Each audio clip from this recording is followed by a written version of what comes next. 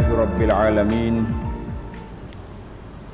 wa bihi nasta'in ala umurid dunya wad din. Asyhadu an la ilaha illallah wahdahu la syarikalah, wa asyhadu anna sayyidana wa nabiyyana Muhammadan abduhu wa rasuluh. Allahumma salli wa sallim wa barik wa an'im ala abdika wa rasulika Muhammad wa ala alihi wa sahbihi wa man sar ala nahdihi wa ihtada bihadihi wa istanna bisunnati ila yaumiddin, amma ba'd. Yang dihormati pengurusi majlis, pengurusi Surau Al-Kautsar Putrajaya 18, muslimin dan muslimat sekalian, Assalamualaikum warahmatullahi wabarakatuh. Alhamdulillah, syukur kita kepada Allah Azza wa Jalla kerana dengan limpah kurnia-Nya dapat kita bersama pada malam ini dalam majlis ilmu,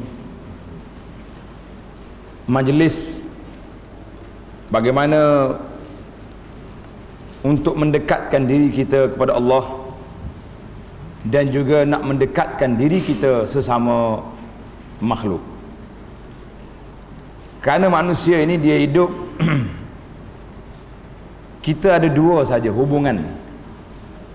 Yang pertama, hubungan alaqatul makhluk bil khaliq, hubungan di antara makhluk dengan penciptanya, dan hubungan di antara makhluk sesama makhluk yang dipanggil manusianya, atau makhluk itu hayawannya, ataupun makhluk itu alam sekitarnya, semuanya makhluk. Maka setiap benda, setiap perkara itu ada adabnya yang tersendiri. Karena itulah para ulama mengatakan ad-din al-muamalah. Agama itu iaitulah muamalah. Kerja buat kita, bicara kita, interaksi kita dengan yang lain. Sama ada yang lain itu hubungan kita dengan Allah yang kita panggil dalam bentuk ibadah. Sama ada ibadah qalbiyah, kepercayaan kita terhadap Allah melalui rukun-rukun iman yang lain, ataupun ibadah jismiyah yang terlibat dengan rukun-rukun Islam, salatnya, puasanya, zakatnya yang terlibat dengan harta dan lain-lain. Itu dipanggil ibadah, hubungan di antara kita dengan Allah. Kemudian satu lagi ibadah yang perlu kita ingat, iaitulah hubungan manusia sama-sama manusia. Maka di saat kita hidup sedemikian, tak mungkin manusia ni akan jadi satu. Kalau kita kata manusia ni satu je, tak mungkin. Kerana manusia itu berbeza. Daripada dulu sampai bila-bila pun tak akan sama. Dari segi rupa pun tak sama, dari segi bentuk tak sama, dari segi perangai pun tak sama, hatta dalam sebuah keluarga pun tak sama.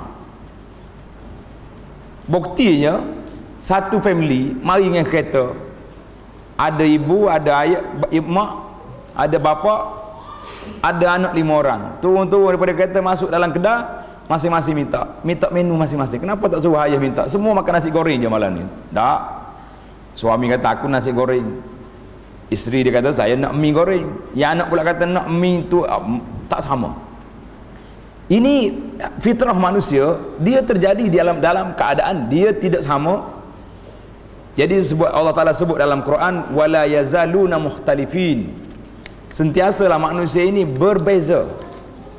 Wala yazaluna mukhtalifin, dalam surah Hud ayat 118, qala ta'ala walau syaa rabbuka la ja'alan nasa ummatan wahidah. Kalau Allah Ta'ala kehendaki, nescaya dia jadikan manusia ini satu ya. Tak payah kain pun, tak payah buka kilang banyak, satu je warna, habis cerita. Satu keluarga pergi di satu kedai beli sekayu kain, selesai masalah. Nah, ini nak pergi majlis pertandingan, buatlah satu kain sekali tu, lepas tu tak jadi juga. Wala yazaluna mukhtalifin, maknanya berterusan manusia ini berbeza, berikhtilaf. Tak mungkin dia akan jadi begitu saja, maka dia akan berikhtilaf. Al-Imam Al-Hafidh Ibnu Katsir rahimahullah dalam tafsirnya ketika menafsirkan wala yazaluna mukhtalifin ayat surah Hud ayat 118 ini mengatakan ai wala yazalul khulfu bainan nas, sentiasalah berbeza di antara manusia fi adyanihim wa i'tiqadatihim, dalam agama mereka, dalam pegangan mereka, di dalam mazhab mereka, dalam pandangan mereka berbeza. Kata di ulama lain, kata di Ikrimah ni seorang ulama dalam tafsir, mukhtalifina fil huda, manusia juga berbeza dalam petunjuk, menerima petunjuk. Ada orang yang Masya Allah dengar azan sampai masjid, ada orang duduk dekat masjid dengar azan tak mari-mari juga. Waktu nak beli rumah dulu, tengok dalam dia punya kroki bak itu rumah tu, saya nak sini sebab dekat surau. Tapi bila dia duduk kat surau, orang baca Quran dia kat surau, marah pula dia. Nak kata apa? Bukan kapun ni lah, Presiden 18 ni orang baik-baik semua. Kat lain tempat cerita tak. Jadi manusia ni mukhtalifina fil huda, berbeza di dalam menerima hidayah. Ada orang yang mudah dengar sekali orang cakap ini baik, ini Nabi kita buat, terus laksanakan. Ada orang yang 10 kali cerita pun tak jadi juga. Cakap lah mari hak ni haram, mari bawa lah. Tak pada pegawai agama mufti mari pun tak berhenti-henti juga. Jadi kata apa? Petunjuk itu di tangan Allah, kuasanya di tangan Allah. Allah sebut di sini mukhtalifin fil huda. Kata di Al-Imam Al-Hasan Al-Basri rahimahullah, bila sebut Hasan Basri ini semua orang kenal, selalu je dengar nama dia. Hasan Basri ini seorang tokoh ulama yang hebat dalam bidang fiqahnya, hebat dalam bidang akhlaknya, dan banyak benda yang dia hebat. Tapi dia tidak dibesarkan, tidak ditonjolkan dalam bidang fiqah. Yang kita nampak dia nya hebat dalam bidang tasawuf je. Kalau cakap bab tasawuf tu Hasan Basri lalu. Hasan Basri. Silat-silat Hasan Basri ini di antara ulama yang kena nanya. Nanya tak nanya?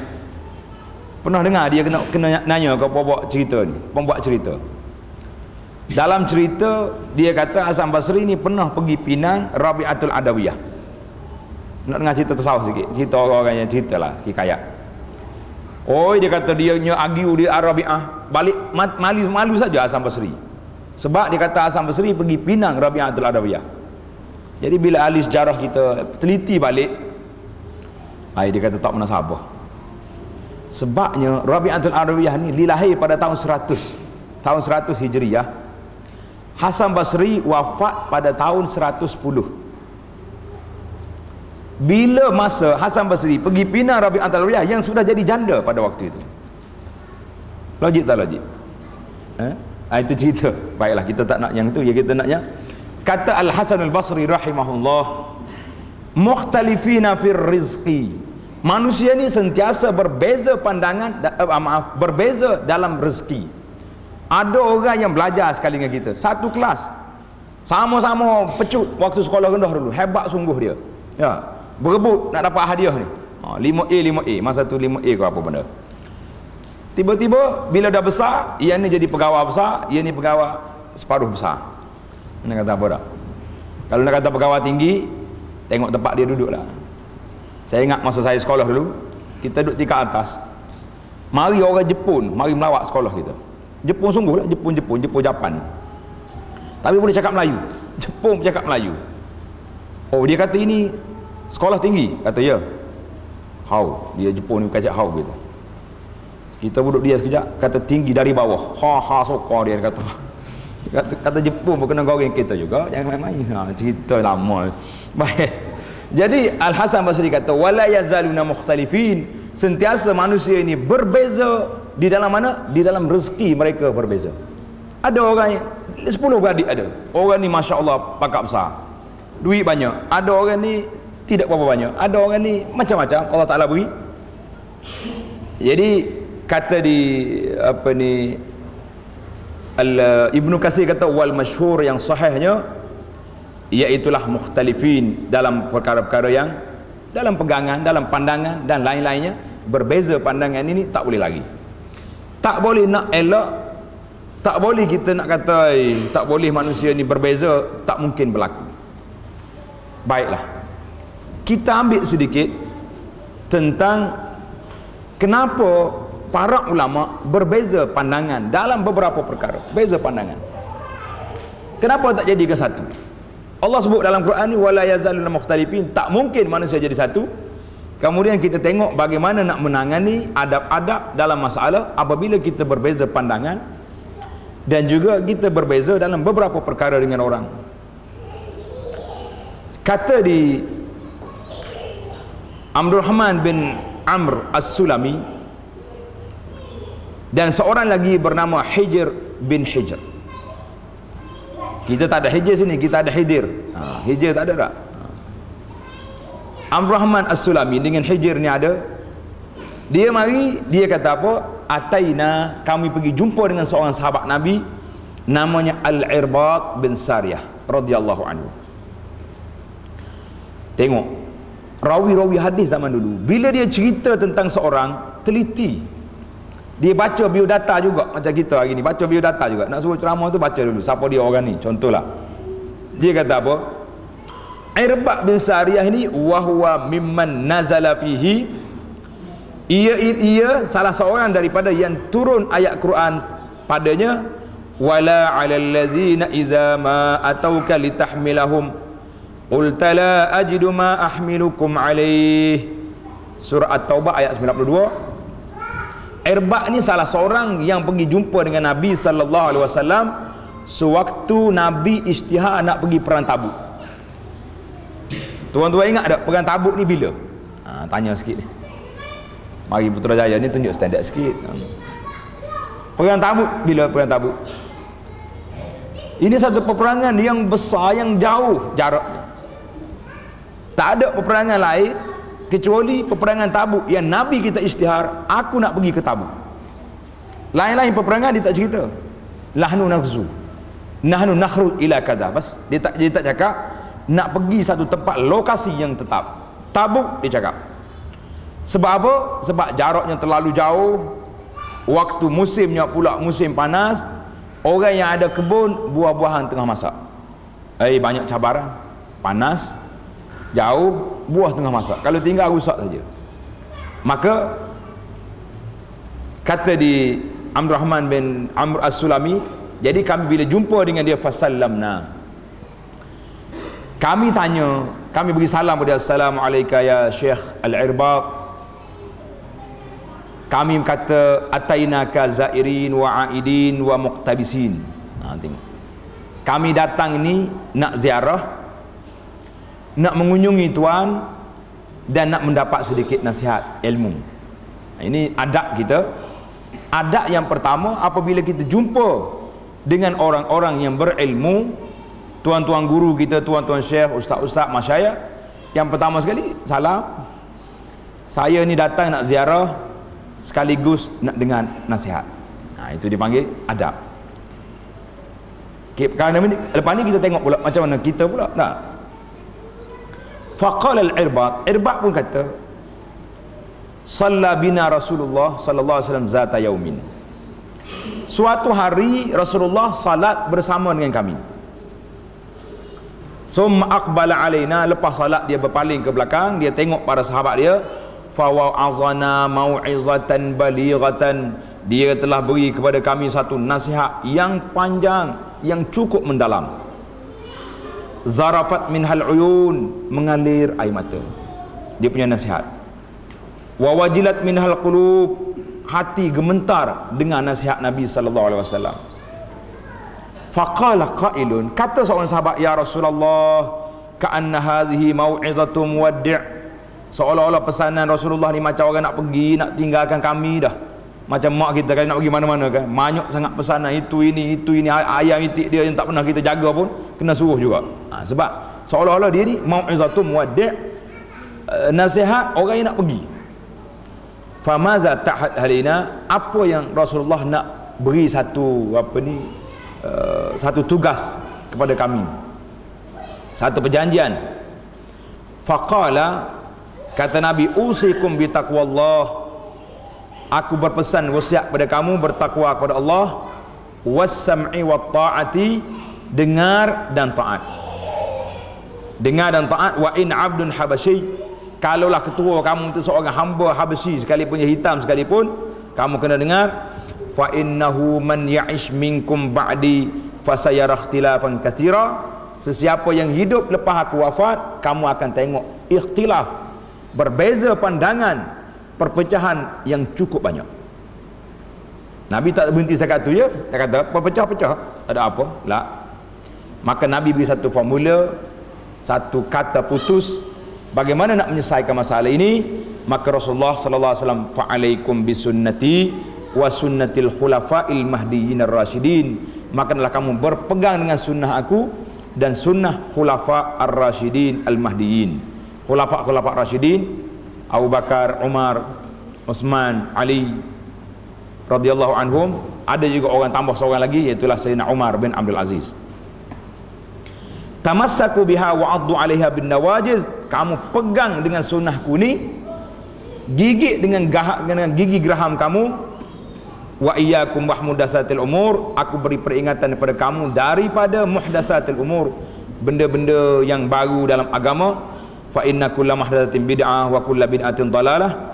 Jadi hadis ini diriwayat oleh Abu Daud, nombor hadis 4607. Para ulama telah menjelaskan hadis ini, di antaranya Al-Hafidh Ibn Rajab rahimahullah mengatakan, hadza ikhbarun, ini cerita daripada Nabi sallallahu alaihi wasallam apa yang akan berlaku kepada umatnya. Min kasratil ikhtilaf fi usuluddin wa furu'ihi, akan banyak ikhtilaf dalam usul agama dan juga cabang-cabang. Dalam perkataan, dalam amalan, dalam pegangan. Ini bertepatan dengan apa yang diriwayat dalam hadis lain, iftiraqul ummah, berpecahnya umat ini sampai kepada bid'in wa sab'ina firqah, 70 lebih kumpulan. Maka itu kata di ulama, kata Ibn Rajab ketika menjelaskan hadis ini.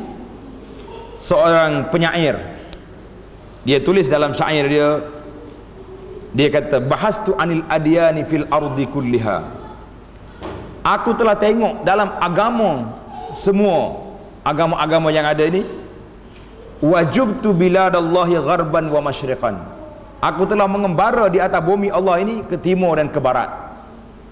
Falam arakal islami ad'a li ulfatin, aku tidak tengok agama Islam inilah yang mempunyai alat yang banyak li ulfatin, untuk berkasih sayang.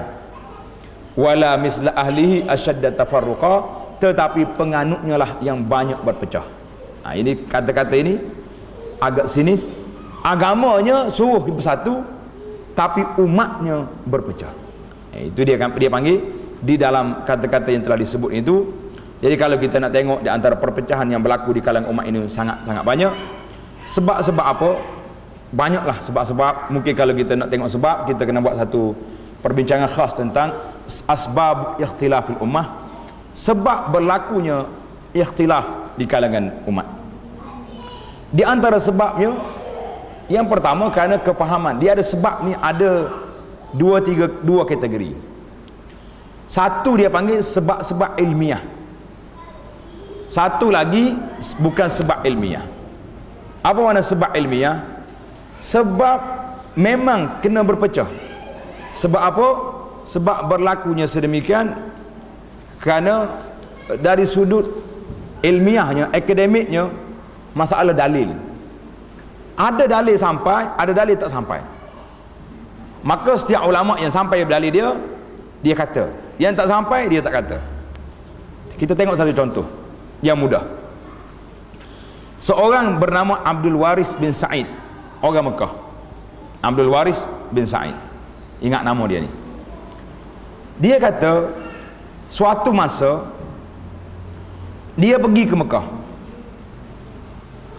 Dia jumpa di Mekah 3 orang ulama besar mujtahidin yang mari daripada Iraq. 3 orang ulama mari daripada Iraq. Siapa 3 orang ni? Imam Abu Hanifah, An-Nu'man bin Thabit, Ibnu Abi Layla, dan Ibnu Syubrumah. Kena ingat nama orang hebat ni. Dia jumpa Abu Hanifah. Jadi kata dia ambil waris, dia kata aku bila jumpa tok guru besar, tanya lalu. Dia kata, ya Abu Hanifah, saya nak tanya soalan. Apakah hukum seorang laki-laki yang jual satu barang wa syarata syartan, dan dia buat syarat. Dia jual barang, dia buat syarat. Dia orang panggil jual bersyarat. Sah ke tak sah? Tanda. Soalan yang pertama, jual bersyarat. Apa Abu Hanifah kata? Al-bai'u batilun wa syartu batil. Jualannya batal, syarat pun terbatal juga. Tak terpakai kerja juga. Tak apa, dia terima. Dia pun pergi cari pula tok guru yang kedua, yang mari daripada Iraq juga, Ibnu Abi Layla. Tanya soalan yang sama. Hukum jual bersyarat. Apa hukum tuan guru? Abu Hanifah kata tadi, batal berlaku dua. Ibnu Abi Layla kata, al-bai'u jaizun wasyartu batilun. Jualannya sah, syaratnya batal. Macam mana pula ni? Yang tadi batal dua-dua, yang ni satu batal, satu tak batal. Sedap juga cerita dia kan. Dia pergi tanya pula Ibnu Syubrumah, apa jadi? Ibnu Syubrumah kata, al-bai'u jaizun wasyartu jaiz. Hak ni lega sikit. Jualan sah, syarat pun sah. Kata dia ambil waris, ya subhanallah, salah satu min fuqaha'il Iraq, 3 orang mari daripada Iraq, berbeza dalam satu hukum, satu soalan berbeza. Orang ni kata batal semua, Abu Hanifah. Ibnu Abi Layla kata sah jual, batal syarat. Yang ketiga sah belaka. Dia balik semula ke Abu Hanifah, tak puas hati. Tapi dia balik semula pun balik tanya soalan betul. Dia bukan pergi belaga, ambil apa ni, macam kita hari ni kerak YouTube sini, belaga orang ni, tak ada masa tu. Ini adab. Dia mari tanya, dia kata, ya Abu Hanifah, minta maaf lah saya nak tanya. Tuan kata batal semua. 2 orang ulama lagi kata, seorang kata batal, seorang kata sah belaka. Macam mana? Apa sebab ni? Nak dengar sebab. Baru betul. Ini adab yang kita nak belajar tuan-tuan. Kalau dengar ustaz ni cakap macam ni, jangan pergi ambil belaga dalam surat khabar ke, dalam internet ke, accident ke atas lah. Kita pergi jumpa syekh tu sendiri. Assalamualaikum, waalaikumsalam. Apa sebabnya tuan berbeza dengan dia? Itu soalan. Jadi Abu Hanifah kata apa? La adri ma qala. Aku tak tahu apa yang 2 orang syekh tu kata.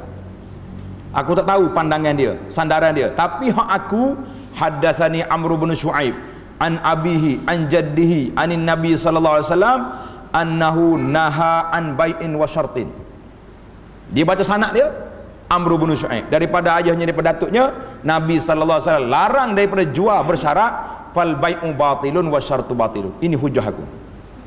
Kemah tak kemah? Ada hujah. Baik, assalamualaikum, tuan ada hujah? Okey. Dia pergi pula jumpa dengan Ibnu Abi Layla. Dia pun cerita apa yang berlaku. Ibnu Abi Layla kata, ma adri ma qala. Aku tak tahu apa yang 2 orang tu. Aku tak tahu. Tapi hak aku, haddatsani Hammam ibnu Urwah an abihi an Aisyah radhiyallahu anha qalat amarani Nabi sallallahu alaihi wasallam an ashtari bariratan fa'uqtiqaha. Satu cerita, Barirah ni hamba. Dia minta dengan tuan dia nak merdeka, nak bayar, tebus diri dia merdeka. Tuan dia kata boleh, tapi walaknya, penjagaan kamu itu masih di tangan kami. Jadi kalau apa-apa terjadi pun, mati ke boleh bersaka kat dia, itu maksud dia. Jadi Aisyah radhiyallahu anha bagi tahu pada Nabi, ya Rasulullah, macam mana? Sedangkan dalam hadis Nabi, al-wala'u liman a'taqa, kuasa penjagaan orang merdeka itu bagi orang yang merdekakan dia. Tiba-tiba ni tuan dia nak, Nabi kata ishtari, beli Barirah ni, apa ni, merdekakan dia, tidak kena syarat yang bercanggah dengan syarat, tidak terpakai. Maka kata Ibnu Abi Layla, al-bai'u jaizun wasyartu batil. Jadi jual belinya sah, syarat dia batal sebab bercanggah. Assalamualaikum. Pergi pula dengan Ibnu Syubrumah. Tuan, saya nak dengar apa pandangan tuan pula. Jadi kata dia Ibnu Syubrumah, aku tak tahu yang dua orang tu. Tapi haddatsani Mis'ar bin Kadam an Muharib bin Nisar an Jabir radhiyallahu anhu, dalam perjalanan balik dalam peperangan, unta Jabir sakit. Tak boleh berjalan. Nabi pergi kat unta dia, tepuk unta, laju berjalan. Nabi kata, bi'ni, jual kat aku unta ni. Jabir kata, kalau jual berjalan kaki, saya jual tengah jalan macam ni. Boleh saya jual ya Rasulullah, tapi syarat humlan, saya nak naik unta ni sampai ke Madinah, baru saya serah ke Nabi. Nabi kata naik. Kata Ibnu Syurmah, al bai'u jaizun wasyartu jaiz, jualnya sah, syarat pun sah. Jadi tak terkejut dah. Siapa dia? Abdul Waris kata tak terkejut. Ini adab. Masing-masing ada hujah, masing-masing ada sandaran, ada pegangan. Kenapa kita nak attack lagi? Kenapa kita nak laga-lagakan lagi? Kenapa kita? Ini dia panggil keharmonian yang berlaku di kalangan para sahabat yang banyak di zaman dulu dan termasuk di zaman kita hari ini. Maka bila kita tengok di zaman kita hari ini, masalah adab ini cukup longgar, maka menjadi kewajipan kepada para asatiza, ahli ilmu, cerdik-cerdik, orang cerdik pandai, membincangkan tajuk adabul hiwar, adab berbincang, adab berbicara, adab berikhtilah. Ini bagi zaman kita hari ini menjadi suatu keperluan yang besar. Kerana apa? Kerana kita tengok medan perbincangan hari ini menjadi medan cerca, maki hamun dan berbagai-bagai lagi.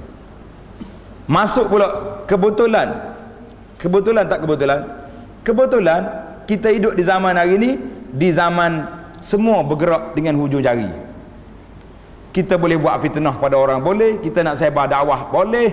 Semuanya boleh melalui jalan-jalan internet yang sangat terdedah. Yang dikatakan langit terbuka hari ini memang terbuka sungguh, untuk kebaikan terbuka, untuk kebaikan pun terbuka. Kalau kita nak tengok di zaman kita hari ini, kenapa perlu sangat kepada adab ini diperbesarkan? Kerana manusia hari ini tidak seimbang. Dia tidak ada skill 100, tak. Dia ada 0-100. Faham tak? Kalau kamu tak bersama saya, bermakna kamu menentang saya. Itu maksud 0-100. Mu kena sokong aku 100%, ataupun awak lawan saya 100%. Sedangkan dalam hidup kita ni, saya, ana dengan anta, saya dengan awak, bersama tak bersama? Bersama. 95% kita bersama. Apa benda? 5% kita berbeza. Anta apa ni, ustaz ni kata boleh, ustaz ni kata tak boleh. Oh, dia kata itu bukan geng kita, ini bukan grup kita, sebab dia bercakap sedemikian. Ini dia panggil lughatul hiwar. Zaman kita hari ini satu bahasa yang cukup pelik, kerana tidak ada meta. Sepatutnya saya dengan dia alhamdulillah 95% okey, 5% kami berbeza. Tak, satu perbezaan kadang-kadang tak boleh dah tu, ustaz tu lain macam dah, tak boleh, tak boleh pakai dah. Satu je, yang 90 lagi hilang habis atas dunia, hilang terus, campak terus dalam apa ni, Sungai Putrajaya. Jadi dalam bahasa dia kata illam takun ma'i fa anta diddi. Kalau mu tak bersama dengan aku, bermakna kamu menentang aku. Jadi di mana adabnya? Kalau takkanlah Abu Hanifah rahimahullah tak cerita dua sahabat lagi, apa benda ni, mana ambil apa, dia kata hak aku punya macam ni, hak dia mungkin tanya dia. Itu adab. Kemudian kita tengok bercampur di antara maudhu', tajuk yang dibincangkan dengan orang, tajuk bercampur habis. Jadi hari ni orang ni cakap macam ni, ataupun menyokong pandangan sedemikian, yang kita terima tak ada lain kecuali serangan maut mari. Ustaz ni macam ni, orang ni macam ni. Yang tengah-tengah bersifat ini sudah tidak ada. Bahasa yang diguna Allahu Akbar, Bahasa yang guna maki hamun. Kalau tengok dalam internet, tuan-tuan duk baca internet ni, apa bahasa yang tak guna? Ustaz bodoh, gila, bengong, habis lah. Mana tak ada lah ustaz ni, tak ada harga lah. Tak? Kita tak nak lah timbangan dengan apa-apa kacang ke apa benda, tapi berlaku sedemikian tu, Allah dahsyat. Jadi kata ulama kata apa? Kalaulah kemenangan tu duduk di suara yang kuat, suara kuat tu menang, nascaya orang yang jahil lebih hebat daripada orang yang alim, kerana orang jahil ni suara dia lebih kuat lagi, gagah suara dia. Dalam bandingan dia kata al-arabatul farighah, gerobak kereta api, tahu gerobak kereta api? Kereta api yang kosong tu lebih kuat bunyinya daripada yang berisi, betul tak? Yang berisi dia diamnya, tapi yang kosong ni krokang habis bunyi pun. Sebab kata kuat bunyi tu. Bunyi apa kosong? Yang ni biasanya yang kosong ni bunyi kuat, air yang botol tak penuh ni berkocok dia kuat. Itu dia panggil lughatul hiwar. Jadi kerana itu kita tengok yang ke seterusnya, sebab-sebab kita kena belajar dalam adab ini, dia panggil al-ahadiyah. Terlalu individu, terlalu anania, terlalu dia ni bersifat dia yang betul. Sebagaimana dalam cerita Fir'aun apabila berdepan dengan Musa, ma urikum illa ma ara wa ma ahdikum illa sabilar rasyad. Dia kata pandangan itulah pandangan saya, yang saya kata inilah yang betul, orang lain tak betul belaka. Seolah-olah orang lain itu memang tak betul, yang betulnya kita seorang. Yang seterusnya bersifat qat'i. Apa yang kita kata ini qauli sawab la yahtamilul khata', pandangan saya betul, tak ada salah. Wa qaula ghairi khata'un, pandangan orang lain itu semuanya salah, tidak mengandungi kebenaran sama sekali. Allah, kalau kita nak tengok di sini takut kita. Bila dia tengok dalam ni, fulan orang ni tidak ada nilai di sisi Allah, boleh kita jatuh hukum itu. Bila mati syekh, kadang-kadang syekh besar mati, orang duk tulis dalam internet, tulis dalam Facebook, ila jahannam wa bi'sal masir, tulis macam tu. Orang lain tulis syekh besar mati, innalillah wa inna ilaihi rajiun, dia tulis gambar atau syekh ni ila jahannam wa bi'sal masir. Subhanallah, ambil ayat Quran bagi pasang ke orang, mu ni macam mana pula. Tapi kalau ada orang lain tulis orang ni ustaz syahid, mengamuk kita. Syahid, siapa dia tahu dia ni mati syahid? Tapi bila orang ni mati, yang kamu support dia neraka, kamu tahu dia pergi neraka bila? Ini dia panggil lughatul hiwar, bahasa yang diguna hari ni. Allahu akbar. Orang tu munharif, orang ni tak boleh pakai, akidah tak betul. Macam-macam lah. Tuan-tuan boleh dengar sendiri. Itu dia panggil bahasa-bahasa yang digunakan. Maka yang kita nak kata di sini, iaitulah beberapa adab yang sepatutnya kita sebagai seorang Muslim, sebagai seorang yang beradab ini, apa yang kita nak kata dalam menangani masalah yang bahaya ini. Yang pertama, akhlak, adab ketika kita berbeza pandangan, dan juga ketika kita melontarkan pandangan. Hari ini saya tengok ada adab murid dengan guru pun tak betul. Dia tulis kat kita dah lah pukul 12 malam SMS, ustaz apa hukumnya sedemikian, saya nyatakan pandangan ulama dengan dalil-dalilnya dalam SMS. Ada apa kamu belajar ni? Tanya ustaz pukul 12 malam, nyata pandangan ulama dan dalil-dalilnya sekali. Punya hebat. Yang pandai lagi tarjih sekali. Tu dia yang bawa kemas. Saya kalau baca hak ni kat Temenung, Masya Allah, pandainya dia. 5 sen dia habis, ustaz kena duduk bercangkung depan dia punya internet, dia punya telefon dia tu, kena pecek telefon sampai pagi esok pun tak habis lagi. Nak jawab dengan dalil-dalilnya sekali. Ini dia punya cerdik punya soalan. Allahu Akbar. Subhanallah. Ada seorang, ni cerita sungguh ni, dalam telefon saya ada bukti. Dia telefon dengan, kata boleh tanya soalan? Saya kata sila. Dia salam, assalamualaikum, waalaikumsalam, boleh tanya soalan? Saya kebetulan saya duduk atas kereta, radio IK menyiarkan iklan, ada kan iklan tu, ayah tu bercakap pelik tu, oi mana mau pergi, dia tajuk, oi kasarnya bahasa. Abo sudah kata. Saya cakap, ana tak cakap lagi, duk dengar soalan hantar ni. Oh tak apalah, mak dia tutup. Lepas dia tutup, tak berapa minit lepas tu masuk SMS. Awak tak layak sebagai seorang manusia. Allahu akbar. Allah, hebatnya kata. Inilah di antara yang paling berat yang saya terima dalam bulan ini. Awak tak layak hebat jadi seorang manusia. Allah, saya kata, kenapa pernah? Kasar punya bahasa saya pun jawab balik. Layan kita. Ni cerita ni melayani SMS ni. Menyantuni SMS. Saya bertulis, maaf saudara. Saudara apa ni yang suara yang kasar yang saya dengar tadi, itu suara iklan dalam radio. Saya tak sempat nak tutup sebab kita dah atas kereta nak layan soalan dia, tiba-tiba awak tak layak jadi manusia. La haula wala quwata illa billah. Saya tulis balik, pecek balik telefon, minta maaf, suara yang saya dengar, awak dengar tadi, iaitulah suara dalam radio, bukan suara saya. Jadi kalau ada soalan apa-apa, tanya balik, terus nyak gitu ya. Allahu akbar. Temenung gitu tuan-tuan, akhlak dalam bertanya. Kemudian akhlak lain pula, bila dia nak mari tanya, ni dalam pengalaman saya dalam TV.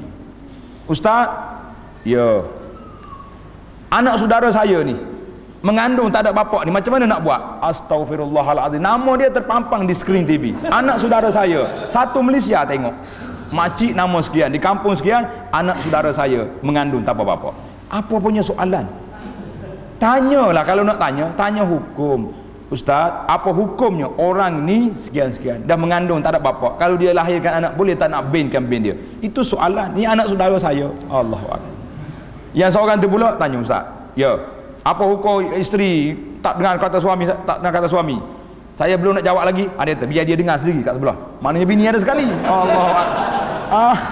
Tengok, ini berat sungguhlah tuan-tuan. Memang masalah adab bertanya pun, adab memberi pandangan. Satu kes juga beri pandangan. Apa pandangan ustaz kepada ustaz ni? Kau nak tanya soalan kan nak pelaga orang. Ini satu kes juga. Dia mari tanya pandangan saya. Kalau tanya pandangan ustaz ni, saya tak jawab dah. Ditanya, kau tanya dah dia, kenapa tanya saya balik? Menyusahkan orang dan menimbulkan fitnah dan berbagai-bagai lagi. Inilah di antara adab yang tuan-tuan kena belajar sungguh-sungguh. Jadi yang kita nak di sini di antara adab ataupun akhlak ketika kita berbeza pandangan, memberi pandangan, yang pertama sekali adamut tasrib, jangan mencerca orang yang berbeza pandangan dengan kita. Jadi apa saja jangan berbeza. Itu pandangan dia, ini apa yang saya faham. Guna bahasa-bahasa, jangan kata saya. Kadang-kadang saya tengok orang tulis ni, minta maaf lah ustaz-ustaz, sahabat-sahabat, dia tulis dalam blog dia ke dalam apa, pandangan penulis berpandangan sedemikian. Allah, jadi macam dia tak ahli tarjih ya, hebat sangat. Tulislah apa yang saya faham daripada perbincangan ini, apa yang saya faham daripada perbincangan ini begini. Taklah pandangan yang paling sahih dalam masalah ini. Macam kita ni kibar ulama, bertaraf mufti antara bangsa contohnya, dia punya bahasa.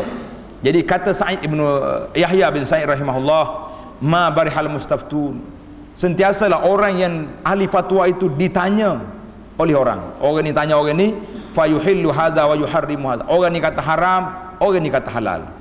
Contoh hari ni, apabila timbul amanah saham apa ni? Bumi Putra. Majlis fatwa kata harus, ada majlis fatwa kata haram.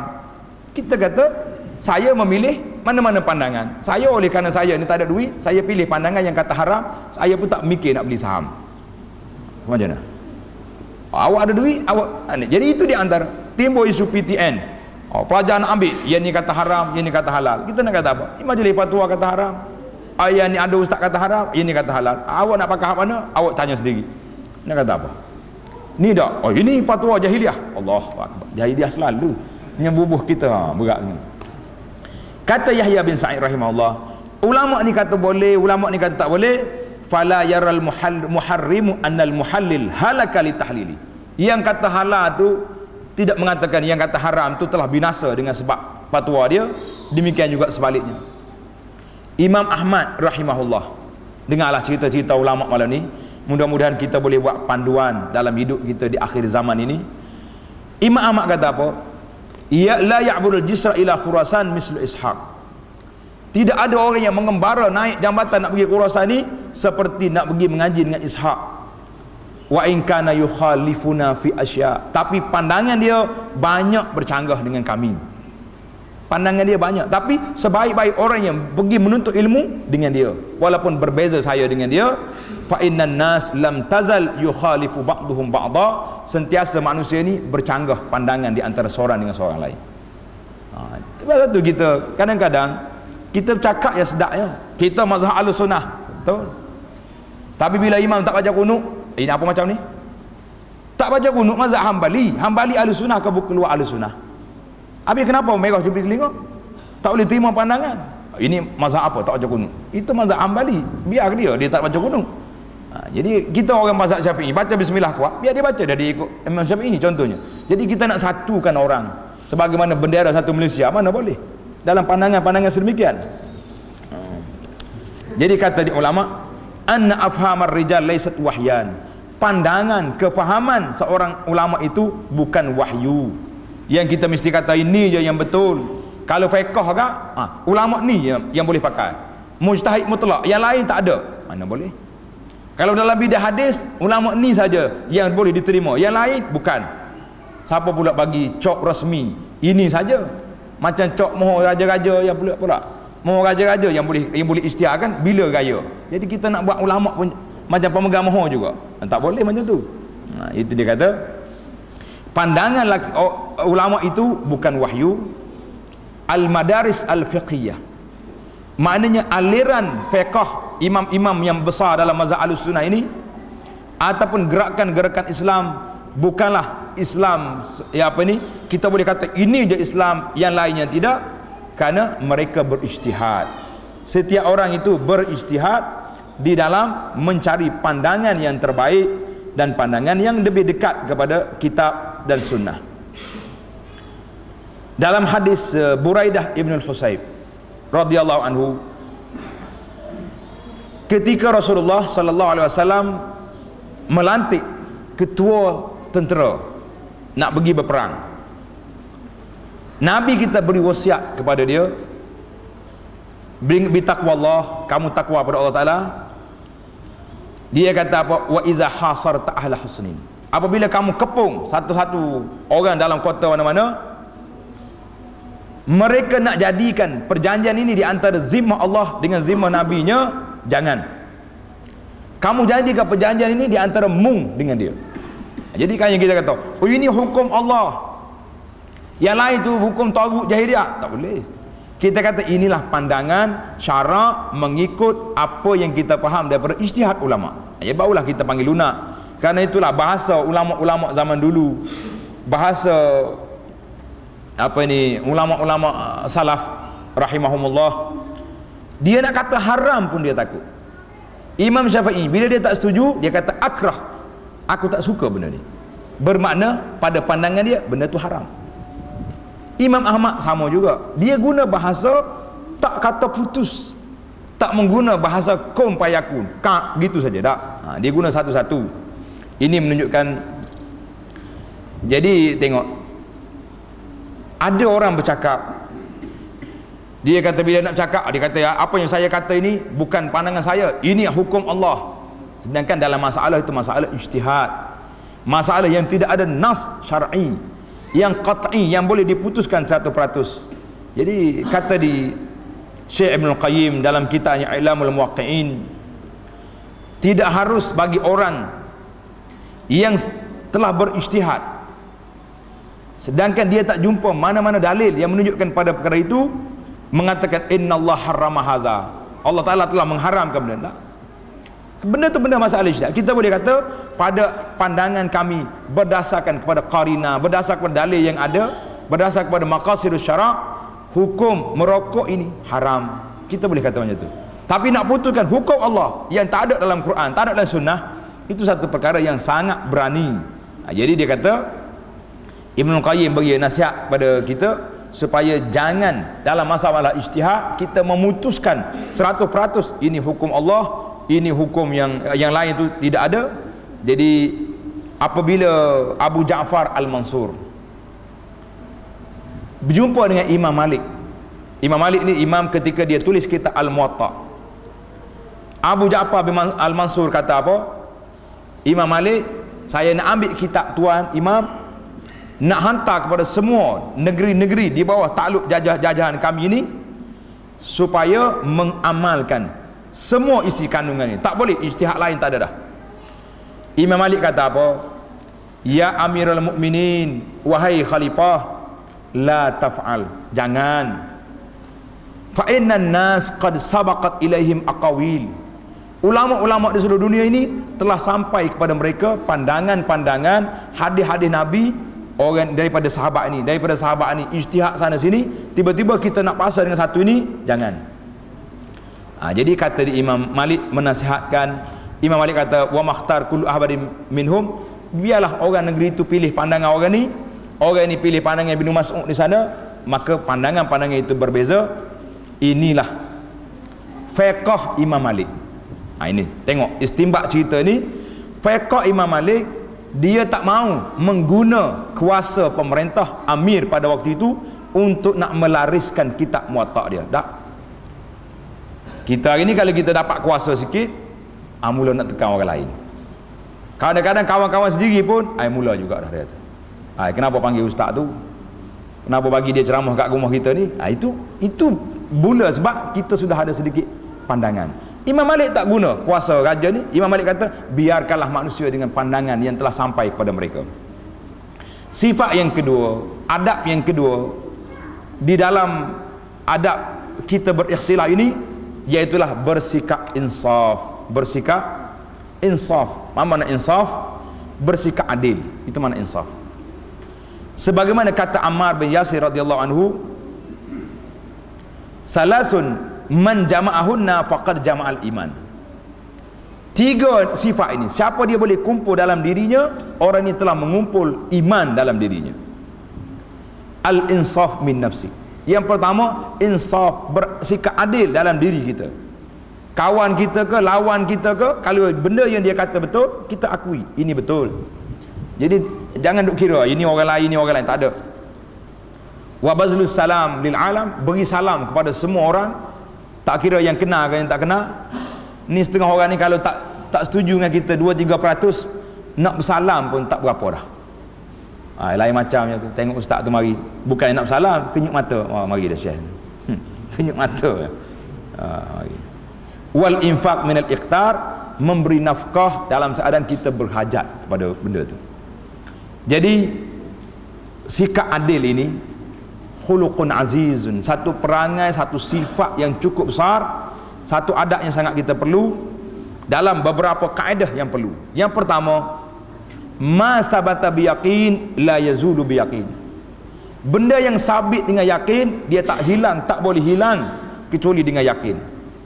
Contohnya orang ni orang Islam, tapi kita tengok ada sedikit pandangan kita berbeza dengan dia, tiba-tiba kita jatuhkan hukum ke atas orang ni kafir ataupun sesat. Tak boleh. Nak menyesatkan orang bukan satu benda yang mudah. Dia kena bawa kepada muhakamah, panggil dia dulu, iqamatul hujjah, jatuhkan hujjah dulu, barulah dijatuhkan, diputuskan oleh qadi orang ini telah sesat dan diminta supaya bertaubat. Ni tidak, dengan buat seminar sikit, jajah seluruh dunia orang ini sesat, suruh haramkan, boleh macam tu. Ini bukan adab, ini angkuh namanya, sikap sedemikian. Jadi kata ulama yang kedua, kesalahan kita meletak iman kepada orang tu lebih baik daripada kesalahan kita mengkafirkan orang. Orang ni tak apa Islam mana, tapi kita tahu orang ni orang beriman sebab saya tengok dia pakai kufiah. Dianya sifat munafikin. Dia kata lebih baik daripada kita kata orang Islam ni kafir. Dalam hadis Nabi kita larang sungguh-sungguh, man da'a rajulan bil kufri. Siapa dia panggil orang ni kafir, au qala aduwallah, dia kata oh ini aduwallah ni musuh Allah ni. Adapun istilah orang sana ni dajjal, senangnya tulis dalam khabar dajjal, ad-dajjajilah. Guna istilah-istilah kepada kawan-kawan ulama-ulama dengan perkataan dajjal, dengan perkataan musuh Allah, dengan kata-kata yang hina, ini berat. Apa jadi? Walaisa kazalika, orang tu bukan kafir illa har alaihi, orang perkataan sebut kembali kepadanya. Yang ketiga, tak boleh kita letak 100% kesalahan dosa kepada para ulama yang telah berijtihad. Mereka ijtihad, kalau tak kena, kita tak katalah dosa 100%. kita kena kata orang ni bersikap, pandangan dia tidak tepat. Yang tepatnya macam ni. Jadi nak kata orang ni berdosa, dosa besar, ila jahannam wa bi'sal masir. Jangan. Mudah sungguh lah. Saya dengar sendiri seketika seorang tokoh ulama meninggal. Orang ni mudah-mudah dia kata mati dah syekh ni. Ila jahannam wa bi'sal masir. La haula wala quwwata. Kata malaikat duk jaga mungkin nakir, mun tahu dia pergi ke neraka. Subhanallah. Takut tu saudara-saudara. Adat-adat ni memang banyak. Jadi kita boleh ambil manusia ni dengan zahir, benda-benda yang sarair kita serah kepada Allah. Hari ni dak, bila bercanggah dengan kita pandangan, oh saya tahu ustaz tu. Dalam hati dia saya tahu. Oh hebat. Dalam hati dia saya tahu. Memang dia ni. Muka-muka ya depan kita cakap Quran, cakap hadis, tapi dalam hati dia apa? Tahu dalam hati. Allahu akbar. Menggerunkan. Di antara perkara yang bahaya hari ni, tasallutul juhal. Ramai orang-orang yang jahil, yang tak erti mana, tetapi telah mengkafirkan ulama Islam. Ulama ulama muasiri ni dia buat senarai belaka dah. Macam Suruhanjaya Security buat senarai kepada saham-saham yang patuh syariah ada bintang, yang tak patuh ada, dia buat senarai siap. Ustaz ni tak ada bintang, tak boleh panggil ceramah. Ustaz ni tak ada bintang, tak boleh baca buku dia. Subhanallahil azim. Mana sampai begitu sekali? Berapa peratus dia salah? Kalau mau baca sungguh pandangan orang ni, kena sungguh senaraikan apa yang dia salah dalam buku. 3 jilid dia tulis kitab, berapa yang salah? Dia duk cari. Pengalaman saya cerita sikit lah. Kalau masa habis, pengurusi kena bagi tahu. Saya forum dengan satu orang. Dia kata punca orang tak reti semayang tempat kita ni sebab duk baca kitab Muniatul Musalli. Tak sungguh. Kita ni orang gelas Syekh Musalli dah kita. Dalam radio masuk, dalam TV pun masuk, Musalli je kita cerita. Saya pun kebetulan forum dia dulu, saya kemudian. Kata tak apa, speaker akan mari ke sini. Sabar je saya. Sudah bila mikrofon sampai ke sana, kata minta maaf tuan pengurusi, sebelum saya bercakap saya nak tanya dulu panel yang pertama. Yang hantar condemn tadi kitab itu, berapa kali dah hantar khatam baca? Dia tengok kat saya, mana ada ahli panel, boleh tanya ahli panel. Biasanya pengurusi tanya ahli panel, kita sama panel tanya. Saya di pengurusi, saya nak tanya saudara, berapa kali dah khatam baca kitab? Dia kata tak lagi. Yang jatuh hukum macam mana? Ini tidak insaf. Al-insaf, al-hukmu ala syai'in far'un an tasawwurihi. Kita nak jatuh hukum satu benda hasil daripada kita sudah menguasai, mendalami apa yang ada dalam kitab. Kita nak kata hak ni ini dak hari ni. Oh kita dengar pandangan, orang kata, kita sendiri tak tengok pun, tak baca pun. Ini yang jadi kita berat. Hari ni ramai orang-orang yang kecil-kecil, yang muda-muda hari ni duk takfir kibar ulama muslimin. Kita tak nafi ada kesalahannya, ada khata' kesalahan-kesalahannya. Kata di Ibnu Rajab Al-Hambali rahimahullah, dia kata aksarul a'imah ghalitu, ramai imam-imam besar tersalah di dalam beberapa masalah yang sedikit. Tapi masalah yang sedikit ini tidaklah mencacatkan imamatuhum, imamah mereka, maknanya makam kedudukan mereka. Dia salah sikit biasalah. Ni tidak, bila ambil pandangan MSPI, ini pandangan PI. PI. Tanya kita sebut orang lain, Datuk Seri, Tan Seri, tanya sebut MSPI, PI. Aduh hebatmu kata. Allahu akbar. Beradablah. Dah. Kenapa tak pergi panggil orang besar-besar tu? Cik, kalau dia nama apa-apa, panggil nama ya. Kenapa tak panggil? Biar panggil imam-imam macam ni. Allahu akbar. Dia kata fakana maza falaqadin ghamara zalika fi mahasinihim. Kesalahannya sedikit itu tenggelam di dalam banyaknya ilmu yang betul, yang benar, niat mereka yang baik di dalam ijtihad mereka. Itu dia panggil. Jadi kata ini Ibn Rajab ni, tuan-tuan boleh cek Ibn Rajab ini di dalam kitab dia Ar-Raddu ala man ittaba'a ghairil mazahib al-arba'ah. Dia kata apa? Wal intisab litanqib an zallatihim. Bekerja, berjuang, menghabiskan masa, habiskan top up internet contohnya, duk mengorek kesalahan-kesalahan ulama laisa mahmudan wala mashkuran, bukanlah suatu yang dipuji, yang diterima kasih, tak. La siyama fi fudulil masail, lebih-lebih lagi dalam masalah-masalah yang tidak memberi kesan yang besar dalam kesalahan mereka. Hari ni dak, bila kita tak setuju dengan ulama ni, cari habis gambar dalam internet. Kebetulan jumpa gambar tok syekh ni bersalam dengan orang perempuan, duk jajah hak tu lah siang malam.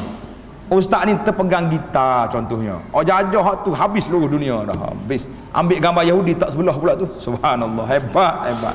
Mainlah internet, dah pandai komputer agak. Kata Ibnu Rajab, wala yanfa'u fiha kashfu khata'ihim wa bayan. Tidak ada manfaat duk dedahkan kesalahan-kesalahan mereka, duk menjelaskan kerja pagi petang siang malam, duk jaja kesalahan ulama. Tak ada. Kerja kita hari ni bagaimana nak mendidik masyarakat. Yang mari masjid ni kalau nak banding dengan present yang ada di sini, berapa puluh surau lagi kita kena buat baru nak penuh. Kenapa tak bersuara, tak berjuang cari benda tu? Wal ajib, sedap ni kata syekh kita ni, saya pun nak baca lagi.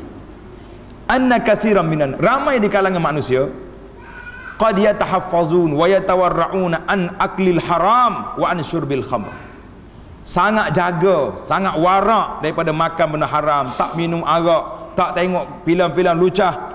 Lakin yas'ubu ala ahadihim, sangat payah seorang itu nak jaga lidah dia, nak memanjangkan lidah di atas a'radil ulama, di atas mencerca kepribadian ulama.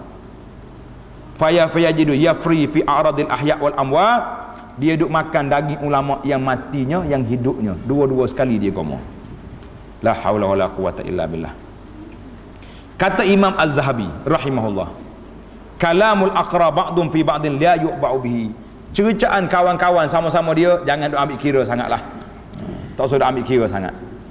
Lebih-lebih lagi kalau kita tengok orang ini ada permusuhan, perseteruan tu ada, sama-sama satu pejabat ke, sama-sama satu apa ni, satu daerah ke, adalah sikit-sikit. Tak usah duk kira sangatlah, dia kata. Kata Imam Ahmad, Imam Ahmad tengok anak-anak murid dia berjalan mari. Dia kata, min aina aqbaltum, kamu mari mana? Qalu min majlisi Abi Quraib, saya mari daripada majlis dengar ceramah kuliah Abu Quraib. Abu Quraib ni kata di syekh ni, kana yanalu, dia ni banyak cerca Imam Ahmad, banyak dalam kuliah dia mesti ada sebut Imam Ahmad sikit. Ada setengah penceramah kita hari ni juga tak, ceramah dia tulis tajuk besar, membenteras Syiah, cakap 5 minit bahalah lain dah. Allahu Akbar. Apa nak jadi? Imam Ahmad kata kepada murid-murid dia, uktubu anhu, mu belajarlah betul-betul dengan dia, tulis apa yang dia kata, apa yang dia cakap, tulis. Fa innahu syaikhun salih. Imam Ahmad kata Abu Quraib ni seorang tokoh yang soleh, yang hebat. Masya Allah. Anak murid dia terkejut, ya syekh, innahu yat'anu alaik, dia banyak cerca tuan suruh pergi mengaji dengan dia. La haula wala quwata illa billah. Qala, kata Imam Ahmad, fa ayyu syai'in hilati, apa yang aku nak buat? Syaikhun salihun qad buliya bi, seorang syekh yang soleh tapi bala dia nya duk cerca aku. Nak buat macam mana? Ilmu dia mau ambil, kata-kata dia kepada aku biarkanlah. Boleh kita buat macam ni? Kalau kita pula reject, mau pergi mengaji dengan dia ni, sudah. Saya ni contohlah, saya kawan dengan ustaz-ustaz, kawan belaka, ustaz yang dia tak pernah pukul saya, dia tak pernah cerita saya, kenapa saya nak kelahi dengan dia tak? Jumpa kawan lain pula, dia kata awak baik dengan dia. Kenapa pula saya nak berkelahi dengan dia? Allahu Akbar. Kita ni macam-macam cerita. Haddasan A'mash, dia kata Zaid, seorang lagi ulama, Zaid bin Hubeish dengan Abi Wa'il.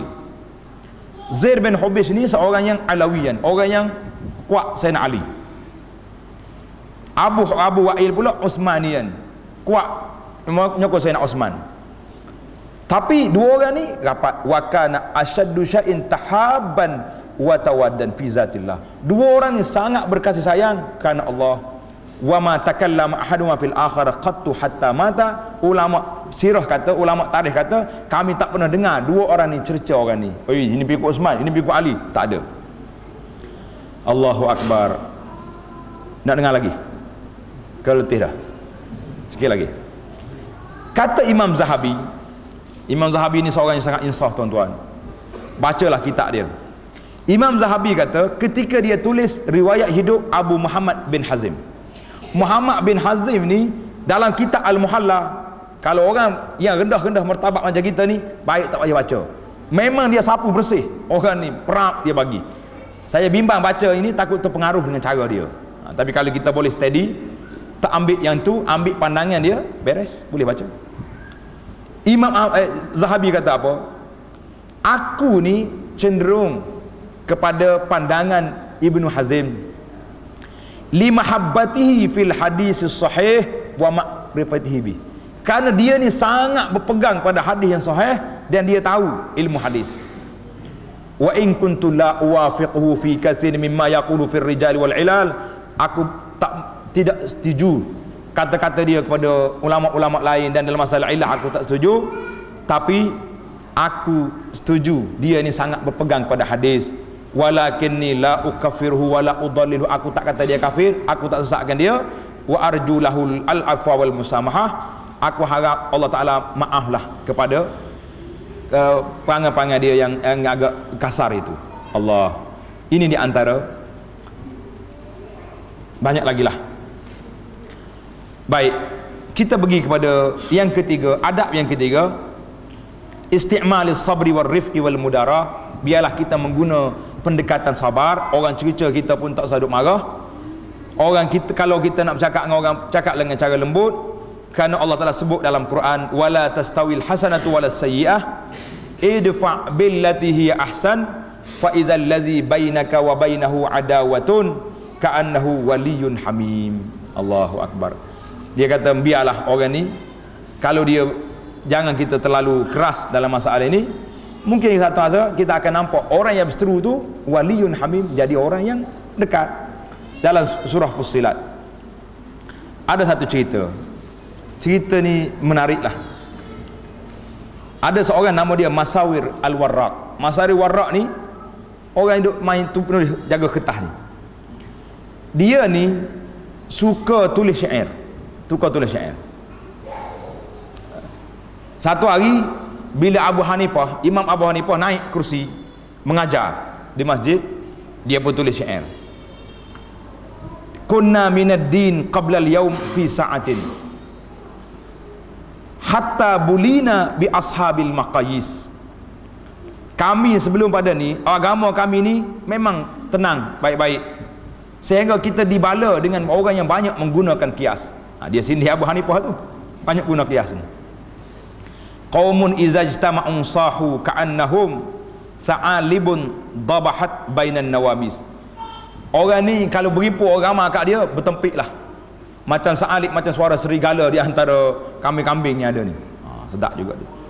Orang pergi baca syair ni kat Imam Abu Hanifah.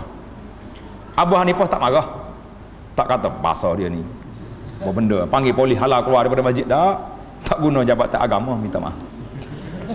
Jadi Abu Hanifah pun ambil seluk poket dia, ambil duit, tak ada sampul, bagi kepada pembantu PA dia. Dia kata pergi bagi ke Masawir Khawarak tu, bagi duit, bagi sampul upah. Dia tulis syair tadi. Dia pun tengok sampul sedap. Lepas Abu Hanifah mengajar, dia tulis syair lain pula. Iza mannasu yauman qayasuna bi'abidatin minal futya tarifah atainahum bimiqyasin sahih musibin min tirazi Abi Hanifah iza sami'al faqihu biha wa'aha wa asbataha bihibrin fi sahifah. Dia kata kalau ada orang lain mari nak hujah kami dengan qiyas dalam fatwa-fatwa yang pelik-pelik, kami akan bawa qiyas yang sahih seperti qiyas Imam Abu Hanifah. Rupanya kadang-kadang kena bagi juga projek sikit-sikit. Barulah tenang keadaan. Bagi kawan-kawan kita ni, jumpa orang-orang yang duk marah dengan kita, dia tu lah hentam aku, mari meja lain. Tak, kita pergi duduk meja dengan dia. Hari ni alhamdulillah satu meja saya yang belanja. Kan kemah macam tu. Kemah tak kemah? Ni dok marah selalu. Ni yang kita ni. Banyak lagi cerita lain ni. Jadi saya akhiri perbincangan kita dengan kata-kata Sayyidina Ali. Ahbib habibaka haunan ma.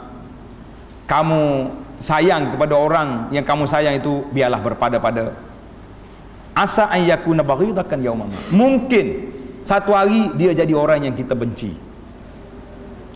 Wa abghid baghidat. Orang yang kamu benci setara mana pun, biarlah berpada-pada, jangan ada hentam berteruk-teruk. Asa an yakuna habibaka yawm. Mungkin satu hari kamu jadi orang yang rapat dengan kamu. Betul tak betul kata Sayyidina Ali? Cukup baik. Jadi tak payahlah kita buat musuh dengan orang tu, buat musuh dengan orang ni. Biarlah kita berpada-pada dengan apa yang ada. Adab kitanya nak satukan hati manusia seluruhnya memang payah, tetapi kalau kita berbeza pandangan, setakat itu sajalah, jangan lebih daripada itu. Jadi muslimi dan muslimat, di zaman kita duduk dengan penuh dengan fitnah, yang saya syorkanlah, ini bukan nak mengempen dalam masjid, tapi syorkan supaya tuan-tuan kalau nak baca cerita yang saya akan sebut tadi, boleh beli majalah Solusi. Majalah Solusi yang siri yang lepas-lepas, dalam siri 10 gitu, 10 ke atas gitu. Saya dah tulis hampir 10 siri tak silap. Saya dalam bab adab ikhtilaf, sebab-sebabnya dan bagaimana menangani masalah khilaf. Insya-Allah majalah Solusi kita akan buat satu kumpulan buku, kertas-kertas makalah itu akan jadi terbit sebuah buku, insya-Allah, khilaf satu realiti dan bagaimana menghadapinya. Insya-Allah tuan-tuan doakan semoga projek ini terlaksana, keluar dengan masa yang cepat, insya-Allah. Aku qauli, apa yang baik itu daripada Allah. Apa yang saya kata itu sama ada berbentuk sindiran apa-apa, saya tidak benci kepada sesiapa, tetapi luahan perasaan seorang yang melihat suasana yang begini gawat dalam masyarakat kita, lebih-lebih lagi kepada adik-adik kita yang pandai main internet, yang ada Facebook, yang ada blog. Ingatlah, semua yang kita tulis ini semuanya dikira di hadapan Allah. Hasibu anfusakum qabla an tuhasabu. Kita nak berkira baik setara mana kita nak jadi ulama jarh wa ta'dil ke apa benda ke, ingat semua yang kita kata itu dikira oleh Allah Azza wa Jalla. Aqulu qawli hadza, wassalamualaikum warahmatullahi wabarakatuh.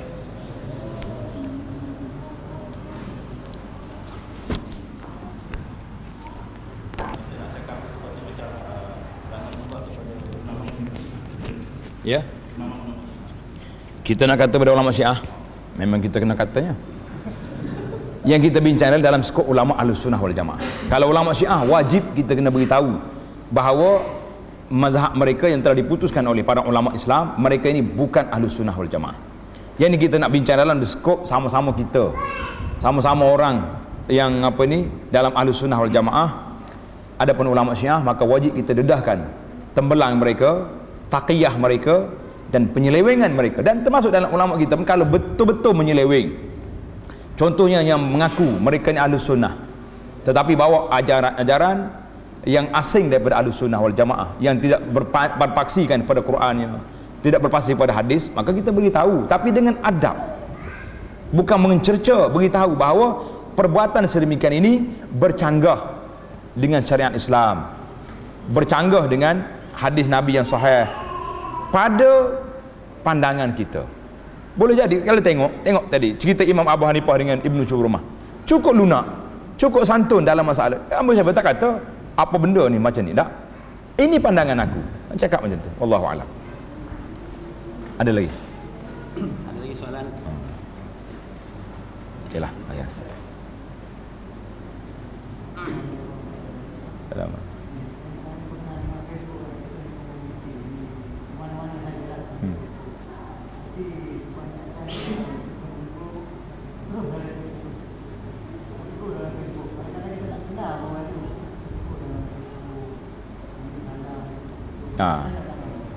Kalau kita nak tegur orang dalam Facebook tu dia ada tempat apa ni, inbox dia tu apa, message, tulis dalam tu, masuk dalam tu, cakap apa yang awak tulis di sini saya rajin suruh orang buat, saya tengok sikit salah ni, jadi kita ambil tulis dalam tu, jangan tulis dekat wall dia tu, itu mendedahkan rahsia dia, keaifan dia. Kita letak di mesej dia, cakap apa yang awak buat ni, gambar-gambar yang ada di sini tidak patut syariah, apa yang awak kata ni tak kena. Jadi kita beri, kalau nak ambil link orang pun ambil, letak di situ, coba awak dengar orang ni kata apa, ustaz ni nasihat apa. Itu dipanggil menegur dengan cara sembunyi. Kalau pak letak dekat wall dia tu, Allahu Akbar, saya selalu je terima benda-benda ni. Dia mari letak kat sini, zap. Dia kata apa pandangan awak di sini? Kita buka-buka rupanya orang cerita kita. Jadi tak payahlah. Letak dalam tempat yang tersembunyi, kita dengan dia je bercakap. Jangan duduk hentam orang dekat blok tu kan. Allahu akbar. Hari ni dah masalah fitnah akhir zaman ni, fitnah yang besarnya, fitnah Facebook ni. Tak tahulah macam mana pembuat Facebook tu boleh reka benda ni. Kalau tak ada lebih baik bagi saya. Ada, dan kalau dah ada kita gunalah. Saya pun guna juga. Dua Facebook saya ada. Bukan satu, dua. Mula-mula buat yang ni dah penuh, buat yang lain pula. Sebab mudah nak letak kita ceramah situ. Jadi alhamdulillah lah. Orang beri tempat kita guna. Dia macam pisau ya. Pisau ni kalau nak buat nak sembelih kambing pun boleh, nak sembelih orang pun boleh. Jadi kita guna untuk sembelih kambing yang halal. Wallahu alam. Jadi sini aja sebenarnya. Arti yang kita dengar tadi supaya untuk dari manfaat yang kita sampaikan kepada saudara kita mungkin ada hadis di mana ni untuk dari manfaat ini. Jadi untuk ada pemahaman selepas Maisha nanti